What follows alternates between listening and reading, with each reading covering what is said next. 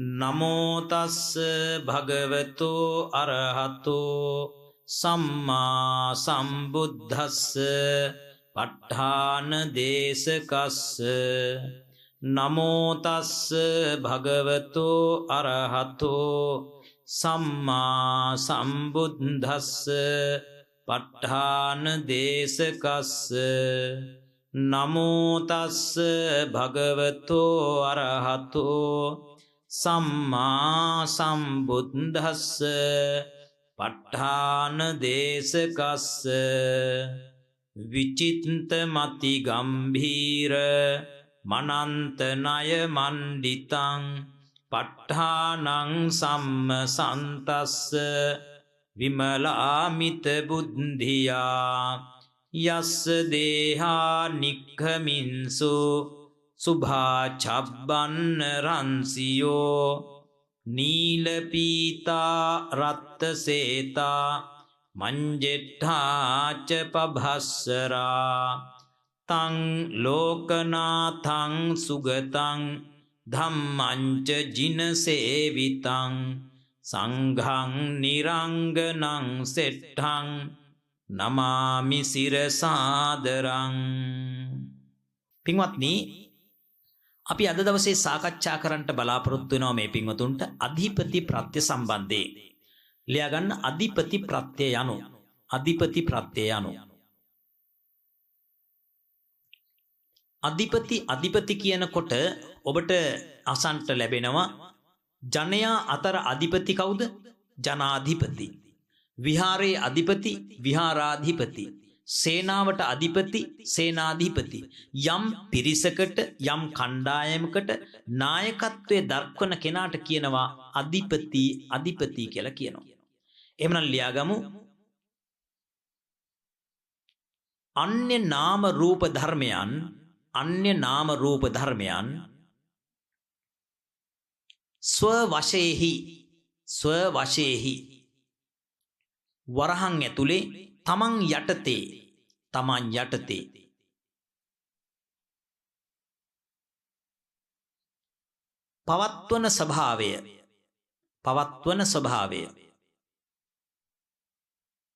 පවත්වන ස්වභාවය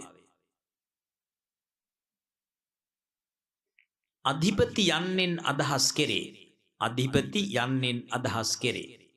තරුවක් දාලා ලියන්න. අධිපති ප්‍රත්‍ය ශක්තිය ඇති ධර්ම අධිපති ප්‍රත්‍යයෝ ලෙස හඳුන්වයි. හරිනේ. බලාගන්න මන් දිහා. අපි හිතමු මෙහෙමයි. දැන් අපි හිතමු මෙන්න මෙතන ඉන්නවා යම් පුද්ගලයෙක්. හරි. මම මේ බුලත් කොලෙන් පෙන්නන්නේ යම් පුද්ගලයෙක්.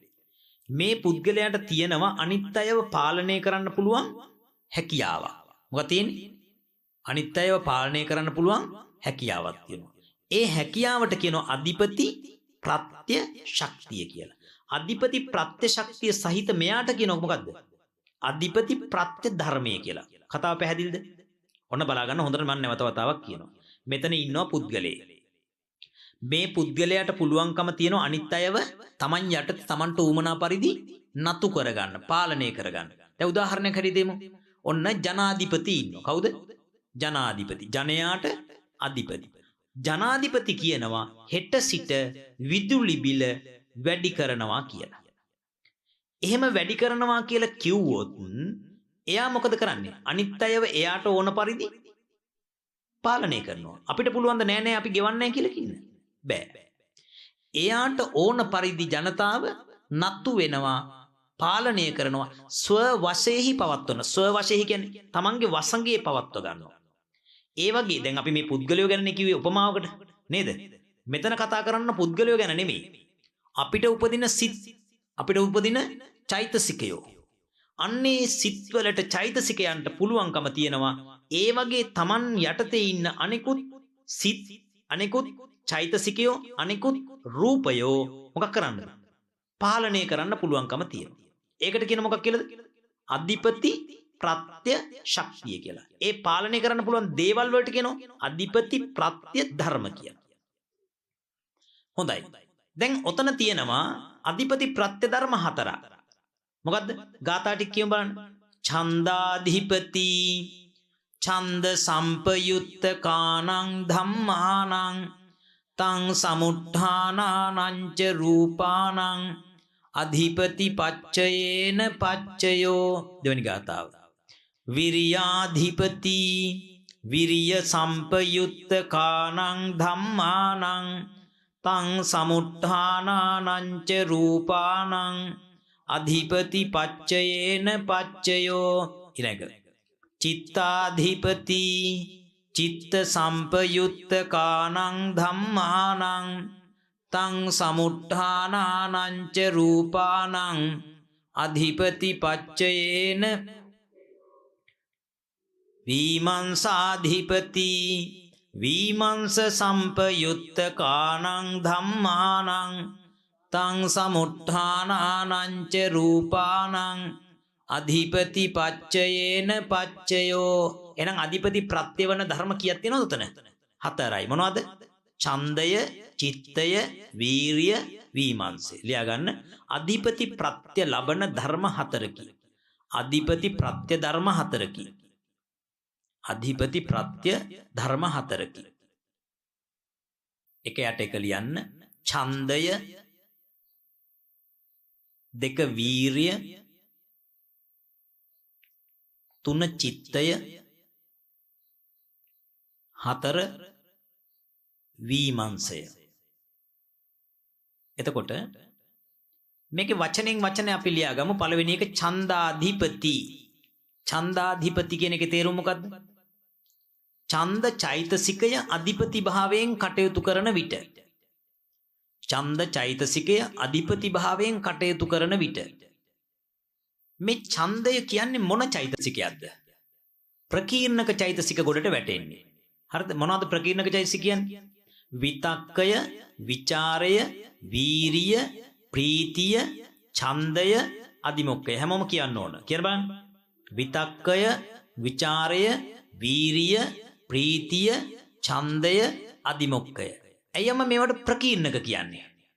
මේවට ප්‍රකීර්ණක කියන්නේ හේතුව තමයි කුසල සිත්වලත් යෙදෙනවා, අකුසල සිත්වලත් යෙදෙනවා. ඒ යෙදෙනකොට කුසල් සිතේ යෙදෙනකොට තන්නිකරම කුසල්. අකුසල් සිතේ යෙදෙනකොට තන්නිකරම අකුසල්. බුදුරජාන් වහන්සේ මේකට කියනවා හරියට කෛරාටික මිත්‍රයෙක් වගේ කියලා. මේ බලන්න. දැන් සමහර අය ඉන්නවා පන්සලට ආවහම හොඳ උපාසිකාව. ගෙදර ඉන්නකොට ආයේ ගන්න දෙයක් නැහැ. තේරුණේ නේද? මොනවද කරන්නේ? ඉරිසියාකම් කරනවා. ඊට පස්සේ එකට එක කියනවා. ඊට පස්සේ ලේලිත් එක්ක රණ්ඩු වෙනවා. ඊට පස්සේ ගෙදර අයට ගෙදර අයව පෙන්වන්න බෑ. ඒ වගේ කටයුතු කරනවා. හැබැයි පන්සලට ආවහම සද්ගුණවත් උපාසකම්ම ඊට වැඩිය කෙනෙක් නෑ. බුදුරජාණන් වහන්සේ පෙන්නනවා මෙන්න මේ වගේ කෛරාටික මිත්‍රයෝ. නේ? සමහර කෙනෙක් සමහර යාළුවොත් එක්ක ඉන්නකොට පාපකාරී මිත්‍රයොත් එක්ක ඉන්නකොට පව් වැඩ කරනවා. මත්පැන් බොනවා, කාමයේ වර්ධව හැසිරෙනවා, හොරකම් කරනවා. ඊළඟට හොඳ කෙනෙක් එක්ක ඉන්නකොට මොකද කරන්නේ? හොඳ කෙනෙක් එක්ක ඉන්නකොට එයා හොඳ කෙනා විදියට කටයුතු කරනවා. හොඳ කෙනා වගේ. අන්නේ ප්‍රකීර්ණක කියන ඒවා කුසල පක්ෂයේ යෙදෙන වෙලාවේ තනිකරම කුසල්, අකුසල පක්ෂයේ යෙදෙන වෙලාවේ තනිකරම අකුසල්. ලියා ගන්න ප්‍රකීර්ණක චෛතසික 6කි. ප්‍රකීර්ණක චෛතසික 6කි. ප්‍රකීර්ණක චෛතසික 6කි. ලියා ගන්න විතක්කය, විචාරය, වීරිය, ප්‍රීතිය, ඡන්දය, අධිමොක්කය. තරුවක් දාලා ලියන්න. ඡන්දය මෙම ප්‍රකීර්ණක චෛතසික වලින් එකකි. මෙම ප්‍රකීර්ණක චෛතසික වලින් එකකි. දැන් ඔයත් කියන බඩ මොකද්ද ඡන්දය කියන්නේ? කැමැත්ත. ඡන්දය කියන්නේ මොකද්ද? කැමැත්ත. ලියා ගන්න. ආයම තරුවක් දාලා යන්නේ ඡන්දය යනු අරමුණට ඇති කැමැත්තයි. අරමුණට ඇති කැමැත්තයි. හොඳට මන් දිහා බලා ගන්නවා. මේ ඡන්දය කියන එක කුසල සිතෙත් යෙදෙනවා කිව්වා, අකුසල සිතෙත් යෙදෙනවා කිව්වා. මම කුසල සිතේ යෙදෙන වෙලාවේ තනිකරම කුසල්. අකුසල සිතේ යෙදුනොත් තනිකරම අකුසල්.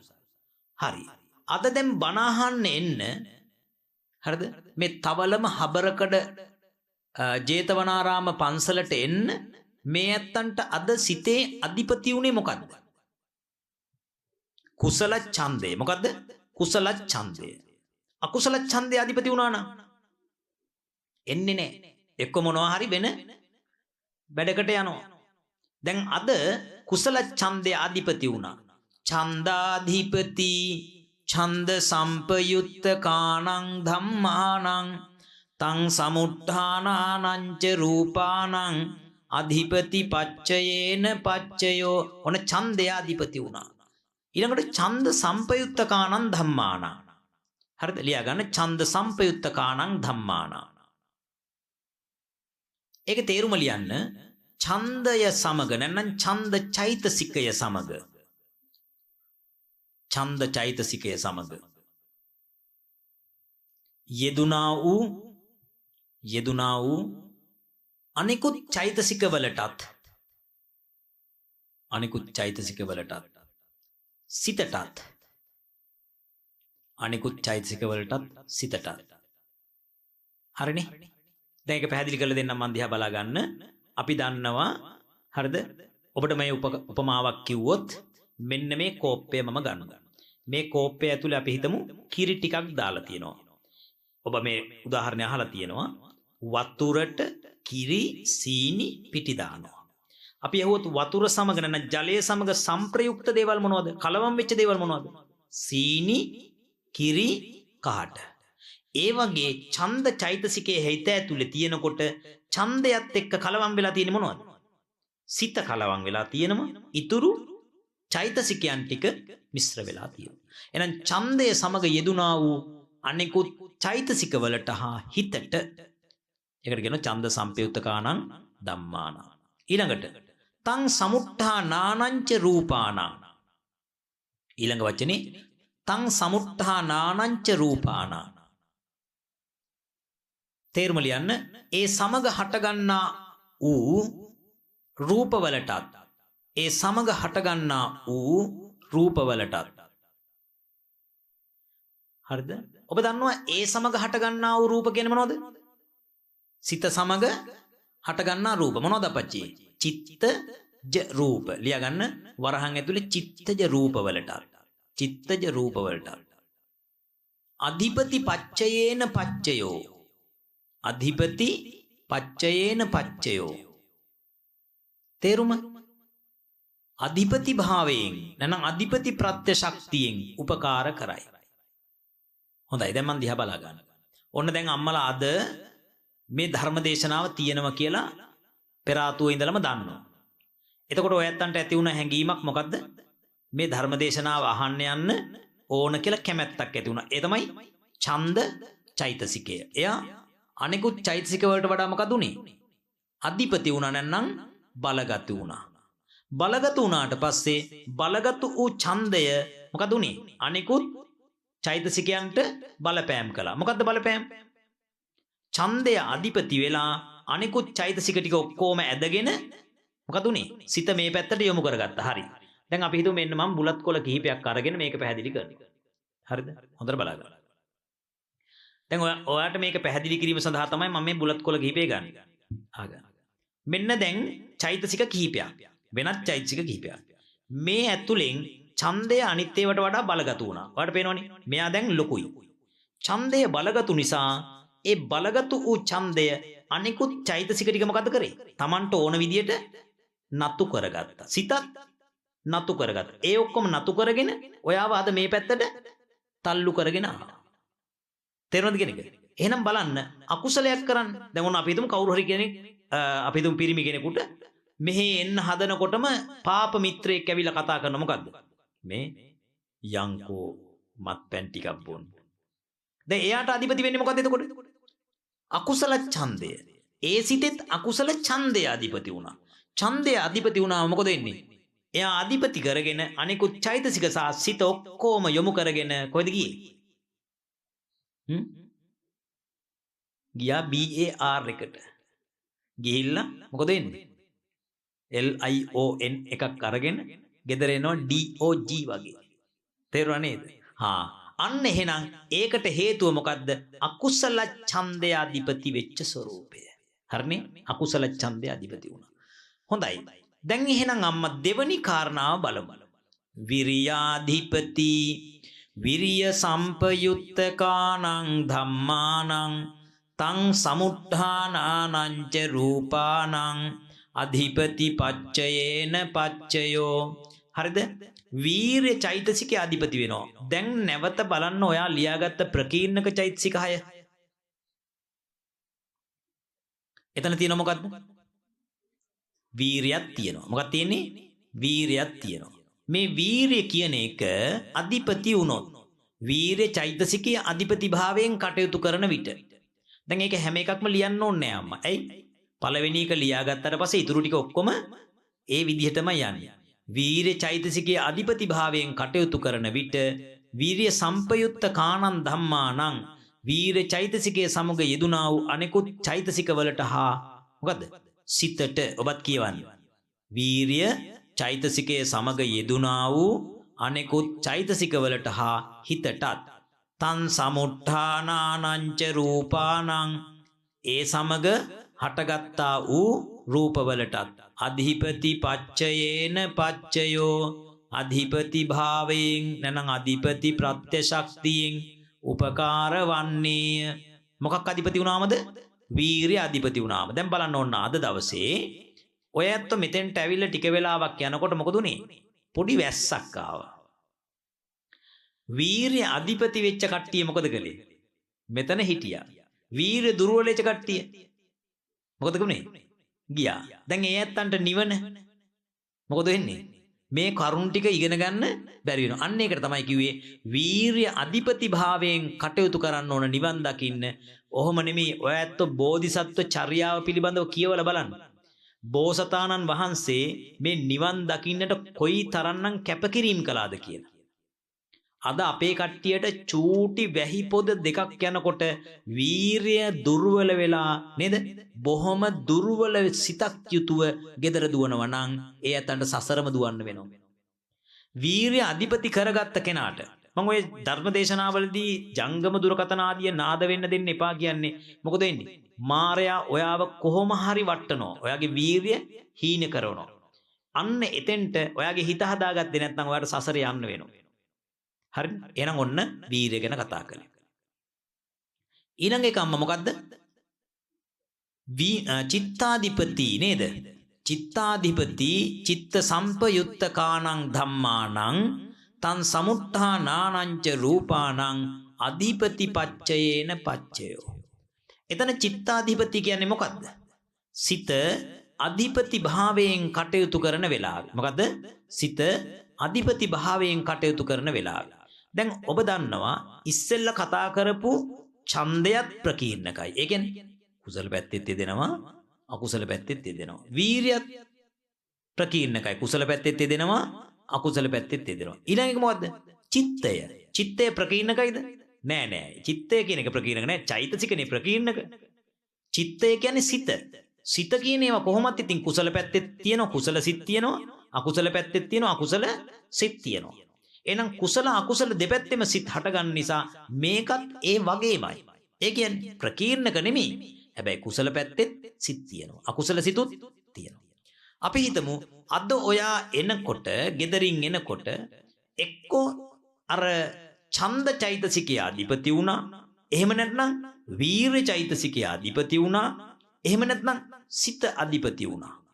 සමහර වෙලාවට සැරින් සැරේට එක එක මාරු වුණා. තේරුණේ? සමහර වෙලාවට ඡන්ද චෛතසික අධිපති වෙලා ගෙදරින් එළියට බහිනකොට. ටිකක් වෙලා යනකොට වීර්ය අධිපති වෙලා. වැහි පොද එන වෙලාව. තේරුණානේ? දැන් චිත්තේ අධිපති වෙලා. චිත්තේ අධිපති වෙලා කියලා කියන්නේ හොඳට හිතනවා මොකද්ද? නිදා ගන්න නැතුව ඉන්නවා. තේරුණානේ? හොඳට ඉන්නවා චිත්තේ අධිපති වෙලා. තේරුණාද? එහෙම නැත්නම් කැමරාවක් තියෙන නිසා එහෙම ඉන්නවා. එහෙමද? නෑනේ චිත්තේ අධිපති වෙලා. චිත්තේ අධිපති වෙලා මොකද වෙන්නේ? හොඳට හිත පිහිටුවගෙන ඉන්නේ. චිත්තාධිපති චිත්ත සම්පයුත්ත කානං ධම්මානං තං සමුත්ථානානං ච රූපානං අධිපති පච්චයේන පච්චයෝ. චිත්තාධිපති කිව්වේ සිත අධිපති වෙච්ච වෙලාවේ. චිත්ත සම්පයුත්ත කානං ධම්මානං කියලා කියන්නේ මොකද්ද?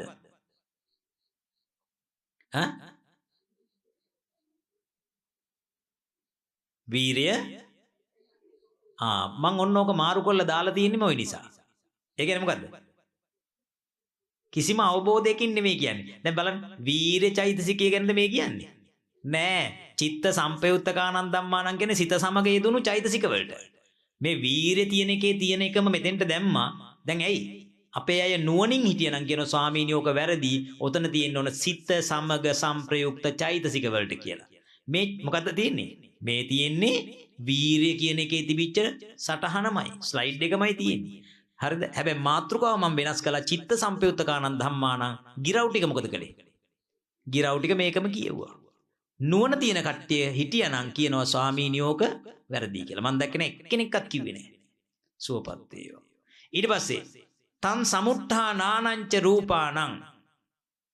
ඒ සිත සමග හට ගන්නා වූ රූපවලටත් සිත සමග හට ගන්න රූප මොනවද? චිත්තජ රූප. මොනවද? චිත්තජ රූප. තව එක රූප වර්ගයක් තියෙනවා. මම දැන් කිව්වොත් ඔය ඇත්ත පටලව ගන්න නිසා කියන්නේ නැතුව ඉන්නේ හැදුවේ. හැබැයි කවුරු හරි කෙනෙකුට කුකුසක් ඇති වුණොත් කියලා සිත සමග උපදින රූප වර්ග දෙකක් තියෙනවා. එකක් තමයි චිත්තජ රූප. අනිත් එක තමයි ප්‍රතිසන්දි අවස්ථාවේ කර්මජ රූප. මොකද්ද? ප්‍රතිසන්දි අවස්ථාවේ කර්මජ රූප. ඔන්න ඔච්චරයි. මොකද්ද?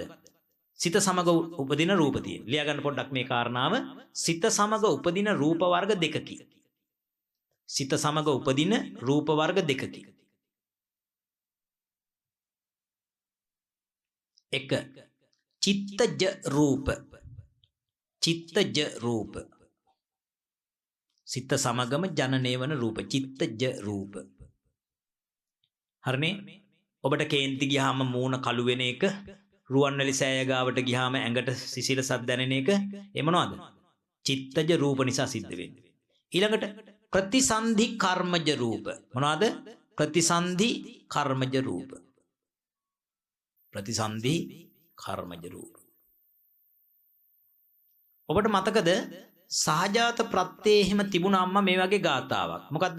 සහජාත ප්‍රත්‍යේ තිබුණ ඔක්කාන්තික්කනේ නාම රූපං අඤ්ඤමඤ්ඤං සහජාත පච්චේන පච්චයෝ කියලා. මතකද ඒක? ඔක්කාන්තික්කනේ නාම රූපං අඤ්ඤමඤ්ඤං සහජාත පච්චේන පච්චයෝ. ඔය නිල් පාට ලොකු රවුම මොකද්ද අපච්චි? ප්‍රතිසන්ධි විඥාණය. ප්‍රතිසන්ධි විඥාණය. ඊට පස්සේ මෙතන තියෙනවා රූප කලාප 10 කලාප මිටි 3ක්. කාය දසක කලාපය, වස්තු දසක කලාපය, භාව දසක කලාපය. මේ මොනවද? රූප මිටි 10 මිටි.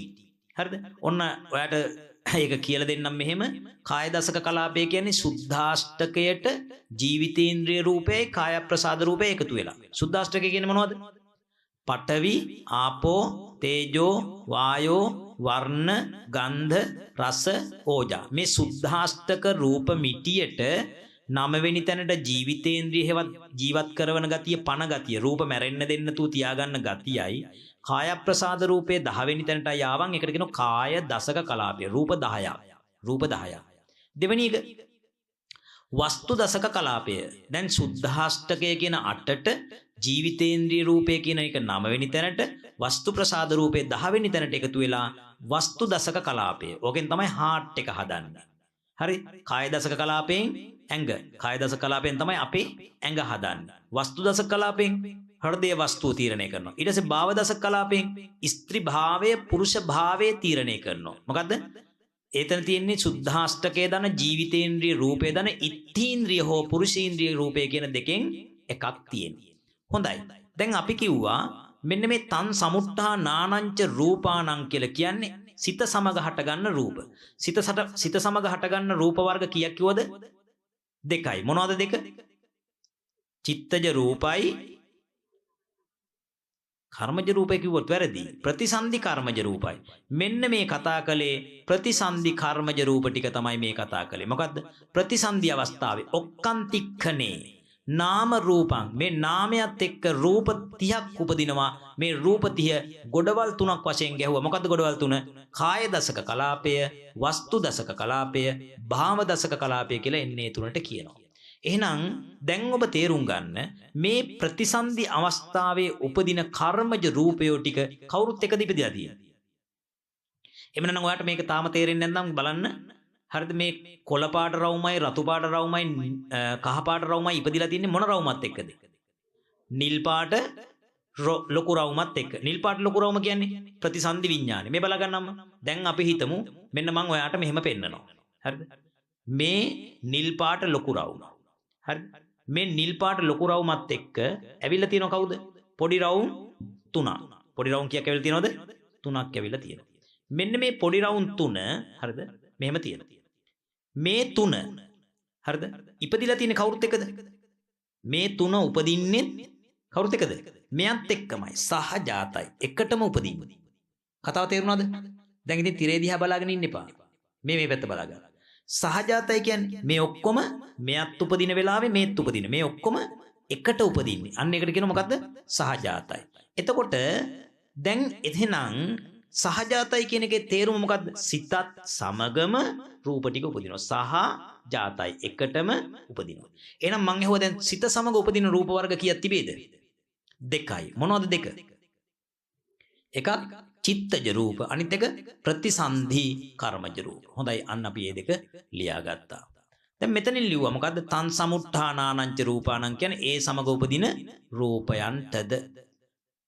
අධිපති පච්චයේන පච්චයෝ. මොකද්ද? අධිපති පච්චයේන පච්චයෝ. අධිපති ප්‍රත්‍යයෙන් උපකාර වන්නේ. අධිපති ප්‍රත්‍යයෙන් උපකාර වන්නේ. ඊළඟ ගාථාව මොකද්ද අම්මා? විමංසාධිපති විමංස සම්පයුත්ත කානං ධම්මානං තං සමුත්ථානානංච රූපානං අධිපති පච්චයේන පච්චයෝ. විමංසය කියන්නේ මොකටද අම්මා? ප්‍රඥාවට.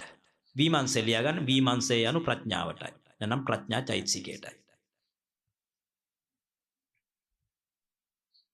විමංශය යනු ප්‍රඥා චෛතසිකයටයි. එතකොට මේ බලන්න. ප්‍රඥා චෛතසිකය දැන් ඉස්සෙල්ලා අපි කියපු ඒවා හොඳට මේ පැත්ත බලා ගන්න. ඉස්සෙල්ලා කියපු චෛතසික මොනවද?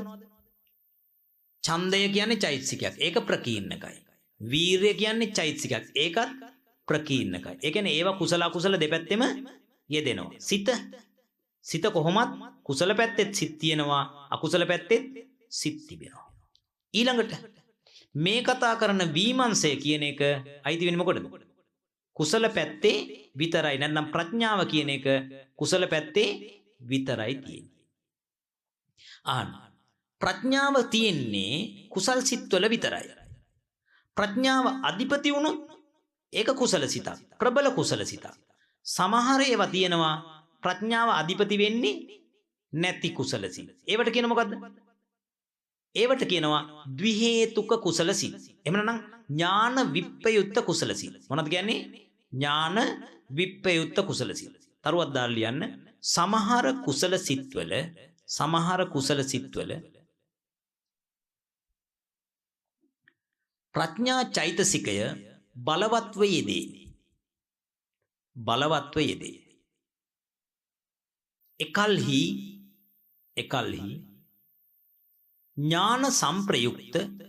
ඥාන සංප්‍රයුක්ත මහා කුසල් සිත් උපදී. ඥාන සංප්‍රයුක්ත ප්‍රබල කුසල් සිත් උපදී කියලා කියන්නේ. ප්‍රබල කුසල් සිත් උපදී. ඥාන සංප්‍රයුක්ත ප්‍රබල කුසල් සිත් උපදී. දැන් මේ අහන්න. දැන් අපි හිතමු අම්මා ඔන්න ස්වාමීන් වහන්සේ නමක් බණකට වඩිනවා. පාදෝවණය කරන්න ඕන. දැන් බොහෝ තැන්වල දැන් අද මෙහෙනම් හොඳට කළා ඒ කටයුත්ත. බොහෝ තැන්වල ස්වාමීන් වහන්සේ හිටගෙන ඉඳිද්දිම පාවලට වතුර ටිකක් දාලා මෙහෙම කකුල් දෙක නිකන් අත ගාලා ඊට පස්සේ රෙදි කඩකින් එතනම තියලා පිහදා. එතනම තියලා හොදපු තැනම තියලා. සමහරට එතන තිබිච්ච මඩ තුවාය ගෑවිලා ආයසරයක් කකුලේ ගෑවෙනවා. මං අහන එක කාරණාවක්. ස්වාමීන් වහන්සේලාගේ පාදෝවණය කරනවා නම් දෝවණය කරන්න ඕන. ස්වාමීන් වහන්සේ වඩිනකොට මඩ ගෑවිච්ච යටිපල්ලද උඩුපල්ලද? දූවිලි මඩ ගෑවුණු යටිපල්ලයි සෝදන්න ඕනේ. හැබැයි අපේ කට්ටිය පුරුද්දක් ඇති කරගෙන තියෙනවා බොහෝ තැන්වල උඩුපල්ලට වතුර ටිකක් වක් කරනවා. එතකොට ඒක ඥාන සංප්‍රයුක්ත උවමනාවට කරන වැඩක්ද නැත්නම් පුරුද්දට කරන වැඩක්ද? ඈ පුරුද්දට කරන්න. කවුරු හරි කරන්නම් වාලේ කරනවා මිසක් කරන්නම් වාලේ ඒ වචනේ තමයි මොකද හරි කරන්නම් වාලේ කරනවා. හන මිටියට කරන්නේ. උවමනාවට ඥාන සංප්‍රයුක්තව හිතාමතා නේ ප්‍රෝජන පරිදි කරන්නේ. ප්‍රෝජනවත්ව කරන්නේ. අන්න ඒක ඥාන විප්පයුක්තයි. තරුවත් දල්ලියන් ප්‍රඥා චෛතසිකය දුර්වලව යෙදුණු කල්හි හෝ නොයෙදෙන කල්හි ඥාන විප්පයුත්ත දුර්වල කුසල් ඇතිවේ. ඥාන විප්පයුත්ත දුර්වල කුසල් ඇතිවේ. ඥාන විප්පයුත්ත දුර්වල කුසල් ඇතිවේ. මේ බලන්න. ඔතන ඥානය කියන වචනෙන් අදහස් වෙන්නේ මොකක්ද? ඔතන ඥානය කියන කතාවෙන් අදහස් වෙනවා ගොඩක් අදහස්. එකක් තමයි කම්මස්සගත ඥානය. මොකක්ද කියන්නේ? කම්මස්සගත ඥානය. මොකක්ද කම්මස්සගත ඥානය කියන්නේ? කර්මය කර්මඵලය අදහන නුවණ. ඒ කියන්නේ මේ වගේ දන් දුන්නොත් ඒවයේ විපාක තිබෙනවාය.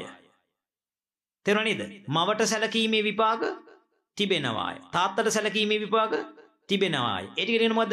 දසවස්තුක සම්මාදිට්ඨිය. අත්ති මාතා, අත්ති පිතා, අත්ති දින්නම්, අත්ති ඉටං, අත්ති හුතං, අත්ති සුකට දුක්කට කම්මානං පලම් විපාකෝ, අත්ති අයන් ලෝකෝ, අත්ති පරෝලෝකෝ, අත්ති සත්තා ඕපපාතිකා, අත්ති ලෝකේ සමන බ්‍රාහ්මනා සමග්ගතා සම්මා පටිපන්නා යේ ඉමංච ලෝකං පරංච ලෝකං සයං අභිඤ්ඤා සච්චිකත්වා පවේදින්. හරිනේ? පැහැදිලිනේ කාරණා ටික? මෙන්න මෙහෙමයි කියන්නේ. අත්ති මාතා මවට සැලකීමේ විපාක ඇත. අත්ති මාතා කිව්වම් අම්මා ඇත නෙමෙයි. මවට සැලකීමේ විපාක ඇත. අත්ති පිතා පියාට සැලකීමේ විපාක ඇත. අත්ති දින්නම් දන් දීමේ විපාක ඇත. අත්ති ඉටං මහා දානේ. ඉටං කියන්නේ යාග. බුදුහාමුදුරුවෝ යාග හෝම කියලා කියන්නේ මහා දාන කුඩා දාන. මහා දානයන්ගේ විපාක ඇත. දැන් සමහර අය ඔය Facebook වල එහෙම බනින්නේ සමාජ මාධ්‍ය ජාලවල මොකද්ද? රුවන්වැලි සෑයට මහා පළතුරු පූජාවක්, අටපිරිකර පූජාවක්, ගිලම්පස පූජාවක් එහෙම කරොත් මොකද වෙන්නේ? අපෝ මේ ආහාර නාස්ති කරන්න හොඳ නැහැ. හිඟන්නෙකුට දුන්නා නම් ඊට වඩා හොඳයි කියලා කියන්නේ. ඒ කියන්නේ මොකද්ද? මහා දානයන්ගේ විපාක විශ්වාස කරන්නේ නැහැ. අත්ති හුතං කුඩා දානයන් හෙවත් හෝමයන්ගේ විපාක විශ්වාස කරන්නේ නැහැ. ඊළඟට අත්ති සුකට දුක්කට කම්මානම් පලම් විපාකෝ යහපත් කටයුතු හෙවත් පින්වල පව්වල විපාක විශ්වාස කරන්නේ. අත්ති අයන් ලෝකෝ පරලෝ සිට මෙලවට එනවා කියලා විශ්වාස කරනවා. මොකද පරලෝ සිට මෙලවට එන සත්වය ඇත කියලා විශ්වාස කරනවා. ඊට පස්සේ අත්ති පරලෝකෝ මෙලව සිට පරලෝ යන සත්වයෝ ඇත කියලා විශ්වාස කරනවා. ඊට පස්සේ අත්ති සත්තා ඕපපාතිකා ඕපපාතික සත්වයෝ හෙවත් මෞපිය අන්තර් සංසර්ගයකින් තොරව බිහි වෙන සත්වයෝ දෙවියෝ බ්‍රහ්මයෝ නිර්සත්වයෝ ආදිය මොකද වෙන්නේ? විශ්වාස කරනවා. මේ අහනකො පහුගිය කාලෙක වෙසක් පොයේ දවසේ එක්තරා විහාරස්ථානයක ධර්මදේශනාවකට වැඩපු ස්වාමීන් වහන්සේ නමක් සඳහන් කරලා තිබුණා, පින්වත්නි ලෞතර බුදුරජාණන් වහන්සේ සම්මා සම්බුද්ධත්වයට පත් වෙද්දී පස් මරුන් දස මරුන් පරාජය කළයි බුදු උනේ. හරිනේ? කතාව හරි. බුදු වෙලා පස්වෙනි සතියේදී මාර දූවරු 3 දෙනෙක් ආවා. කවුද ආවේ? මාර දූවරු 3 දෙනෙක් ආවා. ඇත්තටම මාර දූවරුද? ඈ? මාර දූවරුද? නෑ. එහෙනම් මොනවද? ඈ? මොනවද? තණ්හා රති රංගා කියන්නේ මොනවද? හිතේ තිබිච්ච කෙලෙස්. ඒ කියන්නේ බුදු වෙලා නෑ. ඈ? බුදු වුණාට පස්සේ ආයි කෙලෙස් කොයින්ද? ඔය බලන්න ඕගොල්ලන්ගේ තියෙන අනුවණකම හරිද? ඒ ස්වාමීන් වහන්සේත් වරද්දලා කියලා තියෙන්නේ එහෙම. හරිද? දැන් ඕගොල්ලෝ හිටියනම් මොකද? ඕගොල්ලෝ පිළිගන්නවා. සවාසනේ කිලේසේසෝ ඒකෝ සබ්බේ නිඝාතිය අහෝ සුසුද්ධ సంతානෝ පූජානංච සදාරහෝ. අරහම් බුදු ගුණය ගැන කියන්නේ. සවාසනේ කිලේසේසෝ වාසනා ගුණ හේවත් බව පුරුදු සහිත සකල ක්ලේශ ප්‍රහාණය කළ සම්මා සම්බුද්ධත්වයට පත් වුණු බුදුරජාණන් වහන්සේට ඕගොල්ලෝ කියන බුදු වෙලා පස්වෙනි සතියේදී කෙලස් තිබුණා කියලා. හරිද වැඩි? හරිද එතකොට? නෑ. තනි කරම වැරදි. එතකොට හේතුව මොකද්ද? එහෙම කියන්නේ හේතුව මොකද්ද? එහෙම කියන්නේ හේතුව තමයි ඒ උන්වහන්සේ පිළිගන්නේ නෑ මොකද්ද? ඕපපාතික සත්‍යය. ඒ කියන්නේ ඔය ඇත්තොත් බහුතරයක් ඉන්න මොනවා කරන අයද? මාරයා නැහැ. දිව්‍ය ලෝක නැහැ. දැන් මම අහගෙන එක හාමුදුරුවෝ කෙනෙක් කියනවා අපේ නායක හාමුදුරනේ. ඒ හාමුදුරුවෝ කියනවා මොකද්ද? මේ දිව්‍ය ලෝක තියෙන්නේ අපේ හිතේලු. අපාය තියෙන්නේ අපේ හිතේලු. එතකොට දිව්‍ය ලෝක අපාය ඔක්කොම තිබ්බනම් 31 භූමිතලයක් බුදුරජාන් වහන්සේ දේශනා කරන්න ඕනේද? නෑ. එහෙනම් අන්න ඒ වගේ වැරදි තියෙනවා. ප්‍රඥාව අධිපති වුණොතින් මොකද වෙන්නේ? කුසල කර්ම කරනකොට ඔයා ඒ දසවස්තුක සම්මාදිට්ඨියේ ඉඳගෙන හොඳට පිංකම් කරනවා. මට අත උස්සන්න බලන්න මෙතන ඉන්න අයගෙන් බුදුරජාණන් වහන්සේට බුද්ධ පූජාව තියන අය. බොහොම හොඳයි අතපාතා.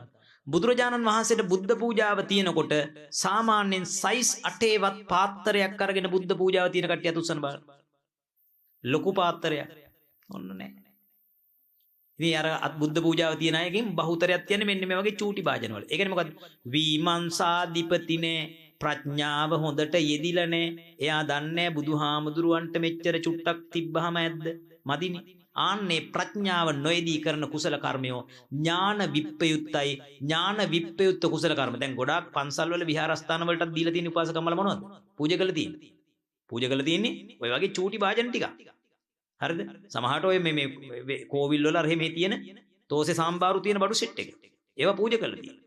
හැබැයි මතක තියාගන්න ඕනේ ඒකෙන් ඔයාට ඥාන සම්ප්‍රයුක්ත කුසලයක් වෙන්නේ නැහැ. මොකද වෙන්නේ නැත්තේ? ඥාන සම්ප්‍රයුක්ත කුසලයක් වෙන්නේ. ඒ නිසා ඔබේ විහාරස්ථානයේ හොඳ පාත්‍රයක් ගෙනහිලා පූජා කරන්න.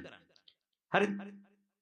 හවසට ගිලම්පස පූජා කරනකොට අංග සම්පූර්ණ හොඳ මග්වල හොඳ ලස්සන වීදුරු වල ඇති වෙන්න පූජා කරන්න. දැන් සමහරට බෝධිය ගාව තියෙන මෙන්න මේ වගේ චූටි ඩප්පි. ඒතර ඒක විමංශය අධිපති වෙන්නේ. ඇයි? බුදුහාමුදුරුවෝ කොච්චරද කියලා එයා දන්නේ. නුවණින් හිතලා නෙමෙයි කළා තියෙන්නේ. එහෙනම් අන්න ඒවා හොඳින් තේරුම් අරගෙන කටයුතු කරන්න ඕනේ. එහෙනම් අධිපති ප්‍රත්‍ය සම්බන්ධයෙන් අපි කරුණු කාරණා ටිකක් ඔබට කියලා දීලා ඊළඟට අපි හැරෙනවා පච්චාජාත ප්‍රත්‍ය පිළිබඳ කරුණු කාරණා කිහිපයක් ඔබට කියලා දෙන්න. ඔබ පෙළ ගන්න ඔබේ ප ဋ ාහන ධර්ම වන්දනා පොතේ තියෙන පච්චාජාත ප්‍රත්‍ය පිළිබඳ. ඒකේ ගාථා තියෙනවා මෙහෙම. එක ගාථාවයි තියෙන්නේ පච්චාජාතා චිත්ත චේතසිකා ධම්මා පුරේ ජාතස්ස ඉමස්ස කායස්ස පච්චාජාත පච්චයේන පච්චයෝ. හොඳයි. එතකොට මේ පච්චාජාත ප්‍රත්‍ය කියන එක සම්බන්ධයෙන් මෙන්න මෙහෙම මම කරුණු කාරණා ටික කියලා දීලා යන්නේ. පච්චාජාතා තේරුම පස්සේ ඉපදුණු. පච්චාජාතා කියන්නේ මොකද්ද? පස්සේ ඉපදුණු. චිත්ත චේතසිකා ධම්මා. සිතයි චෛතසිකය. හොඳයි. මෙන්න ඔබට මම චිත්ත වීතියක් පෙන්නනවා. බලන්න චිත්ත වීතිය. මෙතන තිබෙනවා මොනවද? සිත් 18ක්. අකුරු ඉලක්කම් තිබෙනවා 17ක්. මෙතන කියවන්න බලන්න මේ ටික මොනවද? අතීත භවාංග, භවාංග චලන, භවාංග උපච්ඡේද, පංචද්වාරා වජ්ජන, චක්ඛු විඥාන, සම්පටිච්ඡන, සම්තීරණ, වොත්තපන, ජවන් 7යි, තදාලම්බන 2යි, භවාංග සිතයි. ඊළඟට මේක මේ වෙලාවේ ලියා ගන්න බැරි නම් බෞද්ධයා රූපවාහිනී විකාශනය වෙන වෙලාවේ ඔබ මොකද කරන්න ඕන? ඔබේ ජංගම දුරකථනයෙන් ෆොටෝ එකක් ගහගෙන හිමින් ලියන්න. කලබල වෙන්න එපා. දැන් ලියා ගන්න ගිහින් ඔක්කොම ටික නැති කරගන්න එපා. හොඳයි. දැන් මෙතන සිත් කීයක් තියෙනවද අම්මා ඔක්කොම? 18ක් තියෙනවා. අංක 17ක් තියෙන්නේ මොකද්ද? අංක 17 තමයි මෙයා උපදින්නේ මේ චිත්ත වීතිය උපදින්නේ අම්මා චක්කු ප්‍රසාද රූපේ ඇසුරු කොටගෙන. මොකක් ඇසුරු කොටගෙනද? චක්කු ප්‍රසාද රූපේ ඇසුරු කොටගෙන. ඔය චක්කු ප්‍රසාද රූපේ ආයුෂ තමයි අම්මා ඔය තියෙන්නේ. හොඳයි. මන් දිහා බලා ගන්න පොඩ්ඩක්. ඔන්න මිනිස්සෙක් උපදිනවා. මිනිස්සයා අවුරුදු 70ක් ජීවත් වෙනවා. මිනිස්සයා මැරෙනවා. අපි කියනවා එයාගේ ආයුෂය කීයද? අවුරුදු 70යි. කීයද පච්චි? අවුරුදු 70යි. මොකද කිව්වේ? මිනිස්සෙක් ඉපදුනා අවුරුදු 70ක් ජීවත් වුණා මිනිස්සයා මැරුණා. ඒතර අවුරුදු 70ක් ජීවත් වෙලා මැරුණා කියන්නේ අපි කියනවා එයාගේ ආයුෂය අවුරුදු 70යි. හැමෝම මේ පැත්ත බලලා කතා කරනවා. අවුරුදු 70යි. ඒ වගේ අහගන්න. අපේ ඇස ඇතුලේ චක්කු ප්‍රසාද රූප, කන ඇතුලේ සෝත ප්‍රසාද රූප වැනි රූප උපදිනවා. මේ රූපයක් ඉපදිලා, රූපය පැවතිලා, රූපය මිය යනවා. ඒ කාලයේ ඇතුළත සිත් 17ක් උපදිනවා. ඔය තියෙන්නේ තදාලම්මන සිත් 2 දක්වා. සිත් කීයක් උපදිනවද? 17ක් උපදිනවා. අනිත් භවාංග හිත ගණන් ගන්න එපා. භවාංග හිත නැවත ඊළඟට ආයසරයක් භවාංගයට පතන වෙනවා. ආයි භවාංග සිත් පේලියට වැටෙනවා. තේරෙනවනේ? මේ බලන්න. ඔන්න භවාංගෙන් පටන් ගත්තා. අතීත භවාංගෙන් පටන් ගත්තා. සිත් ටික ගමන් කළා අන්තිමට ආයසරයක් තව භවාංගයකට ආයේ භවාංග ස්රෝතයටම වැටුණා. එතකන් සිත් ටික තමයි ගණන් ගන්න. එහෙනම් දැන් අතීත භවාංගෙන් පටන්ගෙන තදාලම්බන දෙකේ අන්තිම තදාලම්බනේ දක්වා පිළිවෙලට ගමන් කළා. අන්තිම තදාලම්බනේ දක්වා මොකද උනේ? පිළිවෙලට ගමන් කළා. මෙන්න මේ ටිකේ හරිද? හොඳට බලා ගන්න. දැන් මේ තදාලම්බන සිත් දෙක දක්වා ගමන් කරනකොට සිත් කීයක් ගත වෙලාද? සිත් කීයද? 17යි. සිත් කීයද? 17ක් ගත වෙලා. එතකොට සිත් 17ක් ගත වුණා නම් දැන් නැවත මාධ්‍යහ බලා ගන්න. එතකොට කියනවා මේ රූපය ඉපදී රූපය පැවත රූපය නිරුද්ධ වෙන කල්හි සිත් 17ක් ගත වුණා නම් එක සිතක ආයුෂයේ චිත්තක්ෂණ එකයි නම් සිත් 17ක් ගත වෙනකොට රූපයේ ආයුෂය කීයද? චිත්තක්ෂණ 17යි. හයියෙන් කියන්නේ චිත්තක්ෂණ 17යි. හයියෙන් කියන අයසර චිත්තක්ෂණ 17යි. අම්මා මේ බලන්න. දැන් ඔය ඇත්ත මෙහෙම හිතන්නකො. ඔන්න තරුණ කොල්ලෙකුයි කෙල්ලෙකුයි විවාහ වුණා. දරුවෝ 3 දෙනෙක් 4 දෙනෙක් විතර හැදුවා. මොකද්ද? දරුවෝ 3 දෙනෙක් 4 දෙනෙක් විතර හැදුවා. අපි හිතමු මෙහෙම. මෙන්න මේ අම්මයි තාත්තයි දෙන්න. මම ඉතින් බුලත් කොළම තමයි ගන්නෙ හැම එකටම. මේ අම්මයි තාත්තයි දෙන්න. මේ අම්මයි තාත්තයි දෙන්න දරුවෝ බිහි කරනවා පස්සේ. මේ පස්සේ බිහි කරන දරුවෝ. මේ අම්මයි තාත්තයි එන්න වයසට යනවද තරුණ වෙනවද? වයසට යනවා. මේ දරුවෝ එන්න තරුණ වෙනවා. අම්මයි තාත්තයි වයසට ගිහිල්ලා වයෝ වෘද්ධ වෙනකොට ඒගොල්ලන්ට නැගිටින්න බැරි වෙනකොට හම්බ කරගන්න බැරි වෙනකොට මල මුත්‍රා පිට කරගන්න බැරි වෙනකොට රකින්නේ කවුද? පස්සේ ඉපදුණු දරුවෝ. ඒ වගේ අහගන්න. මේ රූප ටික ඇසුරු කොටගෙන බලන්න. චක්කු ප්‍රසාද රූපේ ඇසුරු කොටගෙන මෙතනින් සිත් ටිකක් උපදිනවා නම් මේ පස්සේ උපදින සිත් වලින් මොකද වෙන්නේ?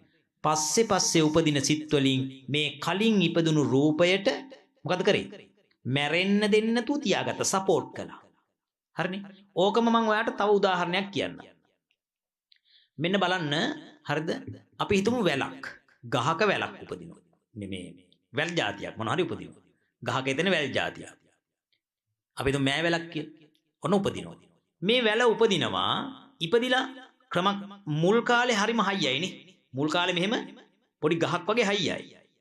ටිකක් උඩට මොකද වෙන්නේ? මේක ක්‍රමක්‍රමයෙන් උඩට වැඩෙනවා.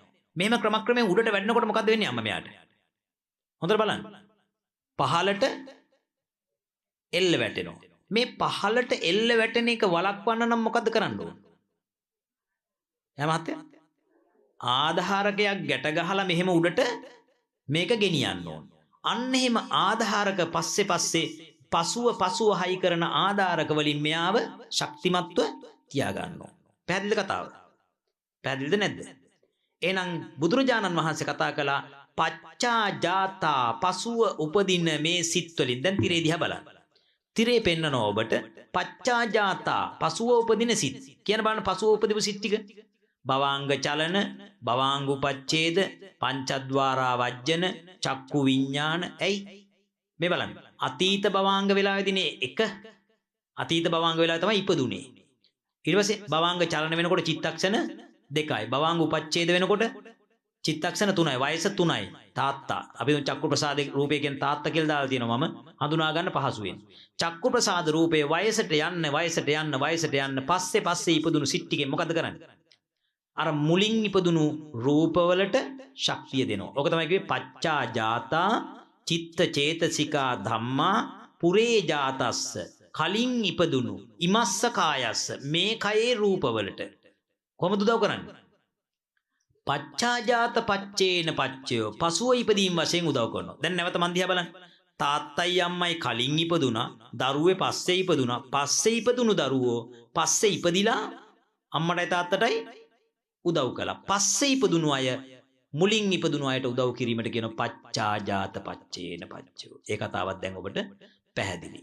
ඊළඟට දැන් ඔබට ලියා ගන්නට මම ආරාධනා කරනවා ආහාර ප්‍රත්‍ය ගැන කරුණු කාරණා ටිකක්.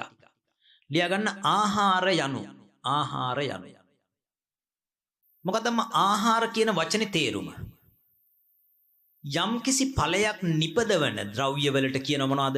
ආහාර කියලා. ලියා ගන්න. ඵලං ආහාර තීති ආහාරෝ. ඵලං ආහාර තීති ආහාරෝ. ඵලං ආහාර තීති ආහාරෝ.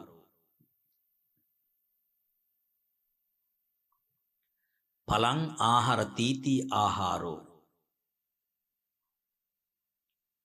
ඵලයක් නිපදවන අර්ථයෙන් ආහාරයයි කියති. ඵලයක් නිපදවන අර්ථයෙන් ආහාරයයි කියති. ඊළඟට තරුවක් දාලා ලියන්න. ආහාර වර්ග 4කි. ආහාර වර්ග 4කි. 1. කබලින්කාර ආහාර. 2. මනෝ සංචේතන ආහාර. 3. විඥාන ආහාර. 4. පස්ස ආහාර. 4. පස්ස ආහාර. හොඳයි. දැන් ආහාර කියන එකේ තේරුම මොකක්ද අපච්චි කිව්වේ? ඵලයක් නිපදවන නිසා. දැන් අපි මෙහෙම කරමු. කොලේ දෙකට බෙදාගමු. එක පැත්ත වගුවක් හදාගමු. මේ පැත්තේ ආහාර, එන වම් අත පැත්තේ ආහාර, දකුණු අත පැත්තේ ලියාගමු නිපදවන ඵලය. ආහාරය නිපදවන ඵලය. වගුවක් ලෙස හදාගන්න. ආහාරය නිපදවන ඵලය. අංක 1. මොකක්ද ආහාරය? කබලින්කාර ආහාරය. නිපදවන ඵලය. දැන් ඔය ඇත්ත දන්නවා. මොකද? නෑ. ශරීර වර්ධනය නෙවෙයි. නිපදවන ඵලය. ඕජට්ඨමකං රූප කලාප මතකද? ඕජාව 8 වෙනි තැනට ඇති රූප කලාප. එහෙනම් ලියාගන්න ඕජට්ඨමක රූප කලාප. ඕජට්ඨමක රූප කලාප. නිපදවන ඵලය ඕජට්ඨමක රූප කලාප. ඕජාව 8 වෙනි තැනට ඇති රූප කලාප. ඕජට්ඨමක රූප කලාප. අංක 2. මනෝ සංචේතන ආහාර. මනෝ සංචේතන ආහාර. හරි. ඉස්සරහින් ලියා ගන්නම් මම නිපදවන ඵලය මම විස්තර කරලා දෙන්නම්. නිපදවන ඵලය ලියා ගන්න ත්‍රිවිධ භවය. ත්‍රිවිධ භවය. ත්‍රිවිධ භවය. මම ඒක මේ ඔක්කොම ටික ලීලී ඉවර වෙලා අන්තිමට කියලා දෙන්නම්. විඥාන ආහාර. අංක 3 විඥාන ආහාර. පුළුවන් කෙනෙක් කියන්න බලන්න විඥානේ නිපදවන්නේ මොනවද?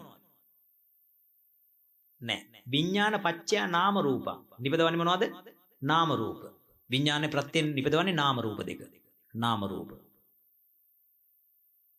විඥාන ප්‍රත්‍යයෙන් උපදින්නේ නාම රූප දෙක.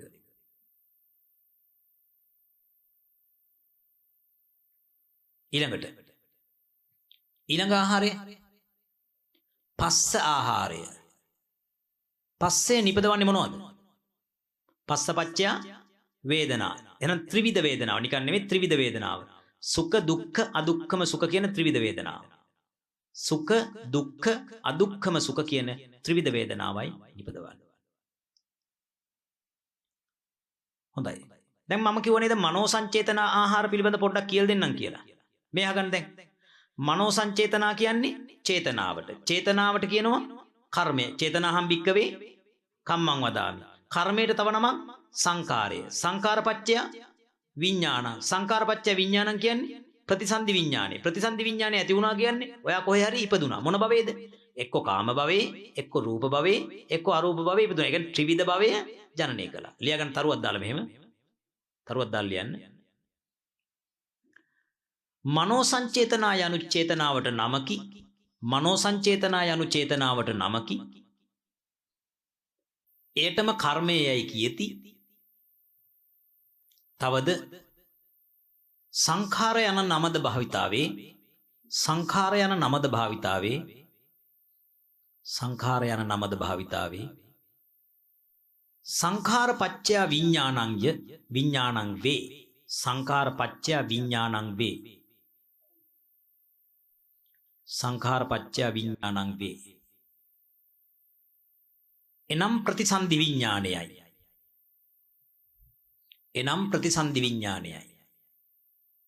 එමගින් ත්‍රිවිධ භවයේ ජනනය කරයි. එමගින් ත්‍රිවිධ භවය ජනනය කරයි. හොඳයි. එහෙමනම් අද දවසේ මේ කාල වේලාව අනුව දේශනාව හමාර කරනවා. පින්වත් ඔබ සියලු දෙනාටම උතුම් ප ဋ ාණ ධර්මයේ පිහිටයි.